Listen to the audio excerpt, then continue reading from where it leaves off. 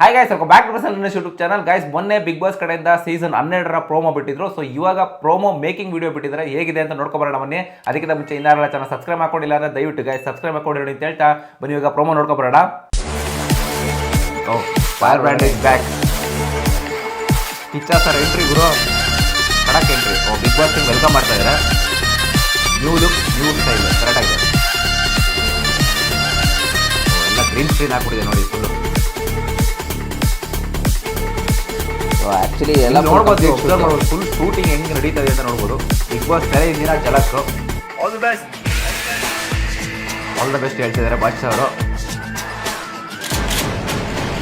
BGM ಒಂಥರ ಕಡಕ್ ಗುರು. ಸ್ವಾಗತ push ಮಾಡ್ತಾ ಇರೋದು ಸ್ವಾಗತ ಅಂತ ಹೇಳ್ತಿದ್ದಾರೆ. ಕಂಟೆಸ್ಟೆಂಟ್ಸ್ ರೆಡಿ ಅಷ್ಟೇ ಅಲ್ಲ ಸರ್, 7 ಕೋಟಿ ಕನ್ನಡಿಗರು ರೆಡಿ. ಸರ್ ನೀವು ready ready. Bigg Boss grand opening September 28ಗೆ. ಸೊ ಬಿಗ್ ಬಾಸ್ ಸೀಸನ್ 12 ಬರ್ತಾ ಇದೆ. ಸೊ ನೀವು ನೋಡ್ಬೋದು, ಇದ್ರಲ್ಲಿ ಆಕ್ಚುಲಿ ತುಂಬಾ ಜನ ಡೌಟ್ ಇರುತ್ತೆ, ಹೆಂಗಿದು ಎಲ್ಲ ಲೈಕ್ ಸಿನಿಮ್ಯಾಟಿಕ್ ಹೆಂಗ್ ಮಾಡ್ತಾರೆ ಅಂಡ್ ಪ್ರೀ ಪ್ರೊಡಕ್ಷನ್ ಹೆಂಗಿರುತ್ತೆ ಅಂತೆಲ್ಲ ತುಂಬಾ ಜನ ಡೌಟ್ ಇರುತ್ತೆ. ಸೊ ಅದು ಕೂಡ ಇವಾಗ ಬಿಗ್ ಬಾಸ್ ಕಡೆಯಿಂದ ಬಿಟ್ಟಿದ್ದಾರೆ. ಸೊ ಹೆಂಗ ಸುರೇಶ್ ನೀವು ಕಮೆಂಟ್ ಮಾಡಿ ತಿಳಿಸಿ. ಅಂದ್ರೆ ಇದು ಕಂಪ್ಲೀಟ್ ಆಗಿ ಬಿಟ್ಟಿಲ್ಲ, ಜಸ್ಟ್ ಒಂದು ಲುಕ್ ಅಷ್ಟೇ, ಗ್ಲಿಮ್ಸ್ ಹಾಕಿದ್ದಾರೆ. ಅಂದ್ರೆ ಯಾವ ರೀತಿ ಸುದೀಪ್ ಸರ್ ಬಂದ್ರು, ಅವರ ಒಂದು ಬಿಗ್ ಬಾಸ್ ಟೀಮ್ ಯಾವ ರೀತಿ ವೆಲ್ಕಮ್ ಮಾಡಿದ್ರು, ಅದಾದ್ಮೇಲೆ ನೆಕ್ಸ್ಟ್ ಒಳಗಡೆ ಯಾವ ರೀತಿ ಒಂದಷ್ಟು ಶೂಟಿಂಗ್ ನಡೆಯುತ್ತೆ ಅಂತ ಒಂದು ಸ್ವಲ್ಪ ಗ್ಲಿಮ್ಸ್ ಬಿಟ್ಟಿದ್ದಾರೆ ಅಷ್ಟೇ, ಕಂಪ್ಲೀಟ್ ಆಗಿ ತೋರಿಸಿಲ್ಲ. ಅಂಡ್ ನಿಮ್ಗೆ ಗೊತ್ತಿರೋ ಹಾಗೆ ಯೂಶಲಿ ಏನಾಗುತ್ತೆ ಅಂತಂದ್ರೆ ಈ ಒಂದು ಇಂಡೋರ್ ಶೂಟ್ ಮಾಡ್ತಾ ಇರಬೇಕಾದ್ರೆ ಕಂಪ್ಲೀಟ್ ಗ್ರೀನ್ ಸ್ಕ್ರೀನ್ ಇರುತ್ತೆ. ಏನೊಂದು ನೀವು ಸುದೀಪ್ ಸರ್ ಇವಾಗ ಬಂದಿದ ತಕ್ಷಣನೇ ಆ ತೆರೆ ಮೇಲೆ ಏನೊಂದು ಅಷ್ಟು ಟಿವಿ ಇರುತ್ತೆ, ಆ ಟಿವಿ ಮಧ್ಯದಲ್ಲಿ ಆ ಒಂದು ಪಿಕ್ಚರ್ಗಳು ಕಾಣಿಸ್ತಾ ಇರ್ಬೋದು. ಅವೆಲ್ಲ ಏನಂತಂದ್ರೆ ಜಸ್ಟ್ ಗ್ರೀನ್ ಸ್ಕ್ರೀನ್ ಅಷ್ಟೇ. ಆ ಒಂದು ಆಲ್ರೆಡಿ ಶೂಟಿಂಗ್ ಮಾಡ್ಕೊಂಡು ಬಂದಿರ್ತಾರೆ, ಆ ಗ್ರೀನ್ ಸ್ಕ್ರೀನ್ ಅಲ್ಲಿ ಇಟ್ಟಿರ್ತಾರೆ. ಆ ಗ್ರೀನ್ ಸ್ಕ್ರೀನ್ ಮೇಲೆ ಇವರು ಒಂದು VFX ಮ್ಯಾಜಿಕ್ ಅಂತಾನೆ ಹೇಳ್ಬೋದು, ಎಡಿಟರ್ ಮ್ಯಾಜಿಕ್ಸ್ ಅಂತಾನೆ ಹೇಳ್ಬೋದು. ಅದು ಕಂಪ್ಲೀಟ್ ಆಗಿ ವರ್ಕ್ ಆಗುತ್ತೆ. ಸೊ ಸುದೀಪ್ ಸರ್ ಏನಿಲ್ಲ, ಜಸ್ಟ್ ಒಂದು ಬ್ಲ್ಯಾಕ್ ಕಾಫಿ ಇಟ್ಕೊಂತಾರೆ, ಬ್ಲ್ಯಾಕ್ ಕಾಫಿನ ಕುಡಿತಾರೆ, ಸೊ ತಿರ್ಕೊಳ್ತಾರೆ, ಆಮೇಲೆ ನಾನು ರೆಡಿ ಅಂತ ಅಂದ್ಬಿಟ್ಟು ಒಂದು ಸ್ಮೈಲ್ ಮಾಡಿ ಒಂದು ಥಮ್ಸ್ ಅಪ್ನ ಕೊಡ್ತಾರೆ ಲಾಸ್ಟ್. ನಿಮ್ಗೆ ಗೊತ್ತಿರೋ ಹಾಗೆ ಅದು ಪಕ್ಕದ ಕಂಪ್ಲೀಟ್ ಬ್ಯಾಕ್ ಗ್ರೌಂಡ್ ಶೂಟಿಂಗ್ ಎಲ್ಲ ಬಂದ್ಬಿಟ್ಟು VFX ಅಲ್ಲಿ ಮಾಡಿರ್ತಾರೆ ಅಷ್ಟೇ. ಸೊ ಒಟ್ಟಿನಲ್ಲಿ ಕಂಪ್ಲೀಟ್ ಆಗಿ ತೋರಿಸಿಲ್ಲ, ಬಟ್ ಎಲ್ಲ ಒಂದು ಜಲಕ್ ಲುಕ್ ಅಂತ ಅವರೇ ಮೆನ್ಷನ್ ಮಾಡಿ ಹಾಕಿದ್ದಾರೆ, ಒಂದು ಕಂಪ್ಲೀಟ್ ಜಲಕ್ ಲುಕ್ ಅಷ್ಟೇ ಅಂತ. ಸೊ ಅದನ್ನು ಕೂಡ ನೀವು ನೋಡಿದ್ರಿ. ಆ್ಯಂಡ್ ಒಟ್ಟಿನಲ್ಲಿ ಗೈಸ್ ಇನ್ನೇನು ಸ್ಟಾರ್ಟ್ ಆಗ್ತದೆ ಬಿಗ್ ಬಾಸು. ಆ್ಯಂಡ್ ಒಂದೇನಪ್ಪ ಅಂತಂದರೆ ನನಗನ್ಸಿದ್ದು ಏನಂತಂದರೆ ಈ ಸತಿ ಕಂಟೆಸ್ಟೆಂಟ್ಗಳೇ ತುಂಬ ಇಂಪಾರ್ಟೆಂಟ್ ಆಗ್ತಾರೆ. ಕೆಲವೊಂದು ಕಡೆ ಆಲ್ರೆಡಿ ಕಂಟೆಸ್ಟೆಂಟ್ ಲಿಸ್ಟ್ಗಳು ತುಂಬ ಬರ್ತಾ ಇದೆ. ಐ ಮೀನ್ ಅದು ಫೇಕ್ ಆಗಿರ್ಬೋದು, ಆಗದೇನೂ ಕೂಡ ಇರ್ಬೋದು. ಯಾಕಂದರೆ ಏನಾಗುತ್ತೆ ಅಂತಂದರೆ ಕಂಪ್ಲೀಟಾಗಿ ಆಲ್ಮೋಸ್ಟ್ ಒಂದಷ್ಟು ಗುಂಗಳು ಆಲ್ರೆಡಿ ಬಸ್ ಸ್ಟಾರ್ಟ್ ಆಗಿರುತ್ತೆ. ಇವನ್ ಬಿಗ್ ಬಾಸ್ ಕಡೆಯಿಂದನೇ ಒಂದಷ್ಟು ರೂಮರ್ಸ್ಗಳನ್ನ ಬಿಡ್ತಾ ಇರ್ತಾರೆ. ಯಾಕಂದರೆ ಅವ್ರಿಗೂ ಗೊತ್ತಿದೆ, ಹೈಪ್ ಮಾಡಬೇಕು, ಒಂದಷ್ಟು ಕಂಟೆಸ್ಟೆಂಟ್ಗಳು ಇವ್ರಿಗೆ ಇಷ್ಟ ಆಗ್ತಾರೋ ಇಷ್ಟ ಆಗಲ್ವೋ ಅಂತ ಜನಗಳ ಒಂದು ಟ್ರೈಲರ್ ಆ್ಯಂಡ್ ಎರರ್ ಮಾಡ್ತಾ ಇರ್ತಾರೆ. ಆ್ಯಂಡ್ ಯೂಶಲಿ ಏನಾಗ್ತದೆ ಅಂತಂದರೆ ಒಂದಷ್ಟು ಅವತಾರಗಳನ್ನ ನೋಡ್ತಾ ಇರ್ತಾರೆ, ಏನಾಗ್ತದೆ ಔಟ್ಸೈಡಲ್ಲಿ, ಅಂದರೆ ಯಾರು ಸೆಲೆಕ್ಟ್ ಆಗ್ಬೋದು, ಯಾರು ಸೆಲೆಕ್ಟ್ ಆಗದೆ ಇರ್ಬೋದು. ಆ್ಯಂಡ್ ಆಲ್ರೆಡಿ ಇವಾಗ ಬಿಗ್ ಬಾಸ್ಗೆ ಹೋಗೋ ಅಂತ ತುಂಬ ಜನ ಏನು ಮಾಡ್ಕೊಂಡಿದ್ದಾರೆ, ಆಲ್ರೆಡಿ ಸ್ಟಾರ್ಟ್ ಮಾಡ್ಕೊಂಡ್ಬಿಟ್ಟಿದ್ದಾರೆ, ನಮ್ಮನ್ನ ಕರ್ಸ್ಕೊಳ್ಳಿ ಅಂತ. ಸೊ ಆ ಹುಚ್ಚಾಟ ಅನ್ನೋದಕ್ಕಿಂತ ಅದೊಂದು ಬಿಟ್ಬಿಟ್ಟು ನಾರ್ಮಲಾಗಿ ನೀವು ಕೆಲಸ ಮಾಡ್ಕೊಂಡು ನಿಮ್ಮ ಕೆಲಸ ನಿಮ್ದೇನಿರ್ತೋ ಅದು ಮಾಡ್ಕೊಂಡು ಹೋದರೆ maybe automatically big boss select ಆಗ್ತಾರೆ. ಬಿಗ್ ಬಾಸ್ ಅನ್ನೋದು ಎಲ್ರಿಗೂ ಸಿಗುತ್ತೆ ಇವರು ಆಪರ್ಚುನಿಟಿ. ಯಾಕಂದರೆ ನೀವು ಪ್ರತಿ ಸತಿ ಎಲ್ಲ ದೊಡ್ಡ ಮೇನ್ ಸ್ಟ್ರೀಮ್ ಹೀರೋಗಳನ್ನ ನೀವು ಕರ್ಕೊಂಬಂದು ಕುಣಿಸೋಕ್ಕಾಗಲ್ಲ ಬಿಗ್ ಬಾಸಲ್ಲಿ. ಸಣ್ಣ ವ್ಯಕ್ತಿಗಳನ್ನ ಕೂಡ ಕರೆಸ್ತಾರೆ. ಯಾಕಂದ್ರೆ ಏನಾಗ್ತದೆ, ಈಗ 11ನೇ ಸೀಸನ್ ನಡೀತಾ ಇರೋದು ಗುರು. ಸೊ ಇಷ್ಟೊಂದು ಸೀಸನ್ 12ನೇ ಸೀಸನ್ ನಡೀತಾ ಇರೋದು. 11 ಸೀಸನ್ ಕಂಪ್ಲೀಟ್ ಆಗಿದೆ, 12ನೇ ಸೀಸನ್ ಫ್ರೆಶ್ ಸೀಸನ್ ಅಂತಲೇ ಹೇಳ್ಬೋದು. ಸೊ ಈ 12ನೇ ಸೀಸನ್ಗೆ ಈಗ ಪ್ರತಿ ಸತಿನೂ ನಿಮಗೆ ಯಾರು ಸ್ಟಾರ್ಟಿಂಗಲ್ಲಿ ಬರ್ತಾ ಇದ್ರು, ಒಳ್ಳೊಳ್ಳೆ ಫೇಮಲ್ಲಿ ಇರೋವಂಥ ಬರ್ತಾ ಇದ್ರು, ಟಾಪ್ ಮೋಸ್ಟ್ ಟ್ರೆಂಡಿಂಗ್ ಅಲ್ಲಿ ಇರುವಂತಾರೆಲ್ಲ ಬರ್ತಾ ಇದ್ರು, ಕರ್ಕೊಂಬಂದು ಬಿಗ್ ಬಾಸ್ ಕುಂಡಿಸ್ತಾ ಇದ್ರು. ಬಟ್ ಇವಾಗ ಏನಾಗ್ತದೆ, ಅವ್ರದೇ ಆದಂಥ ಬ್ಯುಸಿ ಶೆಡ್ಯೂಲ್ಗಳಿರುತ್ತೆ. ಅವರು ಕಂಪ್ಲೀಟಾಗಿ ಒಂದು ಕಡೆ ಸೀರಿಯಲಲ್ಲಿ ಆ್ಯಕ್ಟ್ ಮಾಡ್ತಿರ್ಬೋದು, ಅವ್ರು ಸೆಂಟ್ರಲ್ ಬಿಟ್ಟು ಬರೋಕ್ಕಾಗಲ್ಲ. ಇನ್ನೊಂದು ಕಡೆ ಬಿಗ್ ಬಾಸ್ ಸ್ಟಾರ್ಟ್ ಆಗೋ ಟೈಮಲ್ಲಿ ಅವ್ರಿಗೇನೋ ಕೆಲಸ ಬಂದಿರುತ್ತೆ, ಅವ್ರು ಬರೋಕ್ಕಾಗಲ್ಲ. ಅವಾಗ ಏನು ಮಾಡ್ತಾರೆ ಬಿಗ್ ಬಾಸ್ ಅವ್ರು ಇವಾಗ ಏನು ಮಾಡ್ತಿದ್ದಾರೆ ಅಂತಂದರೆ ಹೊಸ ಪ್ರತಿಭೆಗಳನ್ನ ಹುಡುಕ್ತಾ ಇದ್ದಾರೆ. ಇಲ್ಲಿ ಮೇಯ್ನ್ ನಡೀತಾ ಇರೋದು ಸುದೀಪ್ ಸರಿಂದ ಕಂಟೆಸ್ಟೆಂಟ್ಗಳು ಇಂಪಾರ್ಟೆಂಟ್ ಆಗ್ತಾರೆ. ಯಾವಾಗ ಇಂಪಾರ್ಟೆಂಟ್ ಆಗ್ತಾರೆ ಅಂತಂದರೆ ಮನೆ ಒಳಗಡೆ ಅವರ ಆ್ಯಕ್ಟಿವಿಟೀಸ್ಗಳನ್ನ ತೋರಿಸೋಕೆ ಸ್ಟಾರ್ಟ್ ಮಾಡಿದಾಗ.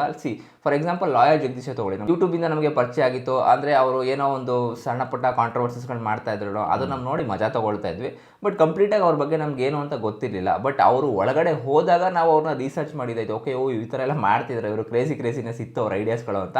ಬಟ್ ಒಳಗಡೆ ಹೋಗಿ ಒಂದೇ ವೀಕಿಗೆ ಅವ್ರ ಆಟನ ಅವ್ರು ತೋರಿಸ್ಕೊಂಡ್ರು, ಅವರ ಇನ್ವಾಲ್ವ್ಮೆಂಟ್ ತೋರಿಸಿದ್ರು. ಐ ಮೀನ್ ನಮಗೆ ಎಂಟರ್ಟೈನ್ ಮಾಡಬೇಕು ಅಂತ ಅವ್ರು ಏನೇನೆಲ್ಲ ಮಾಡಿದ್ರು ಗುರು. Big ಬಾಸ್ಗೆ ಬೈಯಕ್ಕೆ start ಮಾಡ್ಕೊಂಡ್ಬಿಟ್ರು. ಇನ್ನೊಂದ್ಸತಿ ಲಾಸ್ಟ್ ಒಂದು ಪೀಕ್ ಲೆವೆಲ್ಗೆ ಹೋದಾಗ ಸುದೀಪ್ ಸರ್ಗೆ ಬೈಯಕ್ಕೆ ಬೈದ್ರು ಕೂಡ, ಅದು ಉಂಟು ಆಲ್ರೆಡಿ ಆಗಿತ್ತು.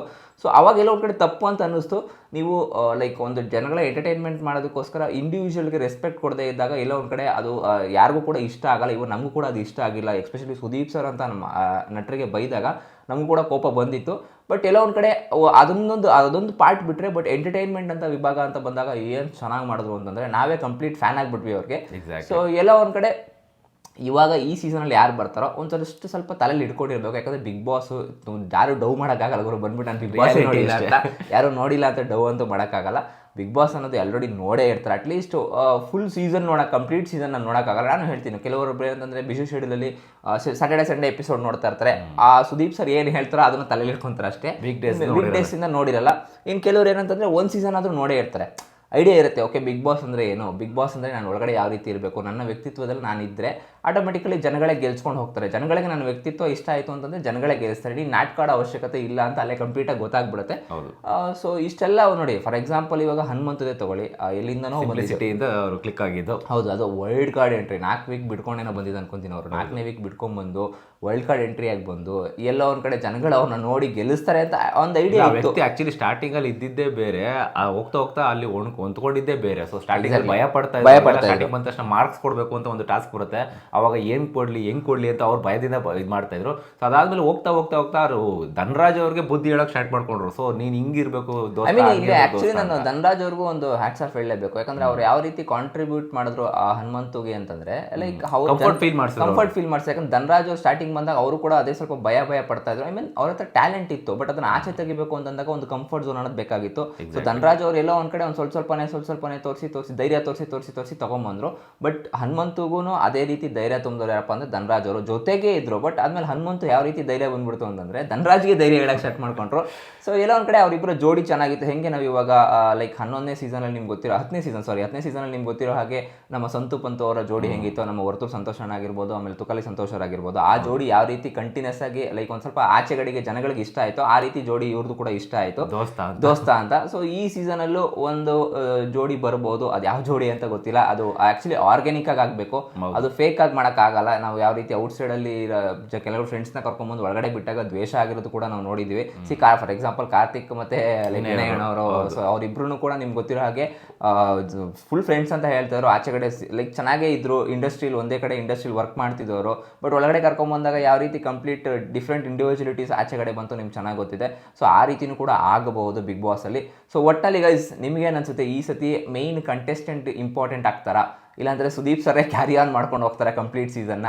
ಕಮೆಂಟ್ ಮಾಡಿ ತಿಳಿಸಿ ನೋಡಿ. ಆ್ಯಂಡ್ ಈ ಒಂದು ಮೇಕಿಂಗ್ ವಿಡಿಯೋದಲ್ಲಿ ಇನ್ನೊಂದು ಅಬ್ಸರ್ವ್ ಮಾಡಬೇಕಾಗಿರೋದು ಏನಂತಂದರೆ, ಸೊ ನಂಬರ್ ಪ್ಲೇಟ್ ಕಾರ್ದು ಸುದೀಪ್ ಸರ್ ಎಂಟ್ರಿ ಕೊಡ್ಬೇಕಾದ್ರೆ ಅದನ್ನು ಬ್ಲರ್ ಮಾಡ್ತಾರೆ.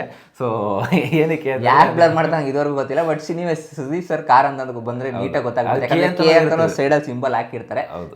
ಈಗ ಹೆಂಗೆ ನಾನು ಹೇಳಿ ಅಂತಂದರೆ, ಈಗ ಸೊ ಕೆಲವು ಸೆಲೆಬ್ರಿಟೀಸ್ಗಳು ನೀವು ನೋಡಿರೋ ಆಗಿದ್ರೆ ಯಶ್ ಅವ್ರದ್ದು ಬಾಸ್ ಅಂತ 8055, ದರ್ಶನ್ ಸರ್ ಅವ್ರದ್ದು ಕೂಡ ಬಾಸ್ ಅಂತಾನೆ ಬರುತ್ತೆ ಒಂದು ಕಾರ್ ನಂಬರು. ಆ್ಯಂಡ್ ಅವ್ರದ್ದು ತಾರ್ ಇದೆ, ಅವ್ರದ್ದು ಗೊತ್ತಾಗ್ಬಿಡುತ್ತೆ ಗುರು. ಕಾರ್ಗಳು ಆರಾಮ್ಸೆ ಬೆಂಗಳೂರಲ್ಲಿ ಯಾರೋ ಸೆಲೆಬ್ರಿಟೀಸ್ಗಳಿದೆ ಅವ್ರದ್ದೆಲ್ಲಾರ್ದು. ಸೊ ಒಟ್ಟಿನಲ್ಲಿ ಅದೊಂದು ಬ್ಲರ್ ಮಾಡಿದ್ರು. ಯಾಕೆ ಬ್ಲರ್ ಮಾಡೋದು ನನಗೆ ಇದುವರೆಗೂ ಗೊತ್ತಿಲ್ಲ. ಬಟ್ ನೀವು ಅವರ ಅದೇನೋ ಚಾನಲ್ ಅವ್ರದ್ದು ಇರ್ಬೋದು, ಇಲ್ಲಾಂದ್ರೆ ಏನೋ ಒಂದು ಬಿಗ್ ಬಾಸ್ ಅವ್ರ ಟೀಮ್ದೇ ಒಂದು ಏನೋ ತಲೆಯಲ್ಲಿ ಹಿಡ್ಕೊಂಡು ಮಾಡಿರ್ಬೋದೇನೋ. ಬಟ್ ಒಟ್ಟಿನಲ್ಲಿ ಗೈಸ್ ಪ್ರೋಮೋ ನೋಡಿದ್ರಿ, ಅಲ್ಲ ಪ್ರೋಮೋ ಒಂದು ಬ್ಯಾಕ್ಗ್ರೌಂಡ್ನ ಒಂದು ಜಲಕ್ನ ನೋಡಿದ್ರಿ, ಏನು ಅನ್ನಿಸ್ತು ಕಮೆಂಟ್ ಮಾಡಿ ತಿಳಿಸಿ. ಸೊ ಗೈಸ್ ನಮ್ಮ ಕಡೆಯಿಂದ ಇನ್ನೊಂದು ರಿಕ್ವೆಸ್ಟ್ ಏನಂತಂದರೆ, ದಯವಿಟ್ಟು ನಮ್ಮ ಶಾರ್ಟ್ಸ್ ನೋಡಿ. ಸೊ ಒಳ್ಳೊಳ್ಳೆ ಕಂಟೆಂಟ್ಗಳನ್ನ ಮಾಡಿ ಹಾಕಿದ್ದೀವಿ, ಆ್ಯಂಡ್ ವಿತ್ ಮೆಸೇಜ್ ಓರಿಯೆಂಟೆಡ್ ಕಂಟೆಂಟ್ಗಳನ್ನ ಹಾಕಿದ್ದೀವಿ. ದಯವಿಟ್ಟು ನಿಮ್ಮ ಸಪೋರ್ಟ್ ನಮ್ಮಲ್ಲಿ ಇರಲಿ. ಆ್ಯಂಡ್ ರೀಚ್ ಸಿಗ್ತಾಯಿಲ್ಲ, ಅದಕ್ಕೋಸ್ಕರ ರಿಕ್ವೆಸ್ಟ್ ಮಾಡಿ ಕೇಳ್ತಾ ಇದ್ದೀವಿ. ದಯವಿಟ್ಟು ಹೋಗಿ ನೋಡಿ, ನಿಮ್ಗೆ ಏನು ಅನಿಸುತ್ತೆ ಅಭಿಪ್ರಾಯನ ಅಲ್ಲಿ ಕಮೆಂಟ್ ಮಾಡಿ ತಿಳಿಸಿ. ಹಾಗಂತ ಹೇಳ್ತೀವಿ ಈ ವಿಡಿಯೋ ಏನು ಮಾಡ್ತಾ ಇದ್ದೀನಿ. ಸಿಗೋಣ ಮುಂದಿನ ನೋಡೋದಿಲ್ಲ, ಅಲ್ಲಿ ತನಕ ಬಾಯ್.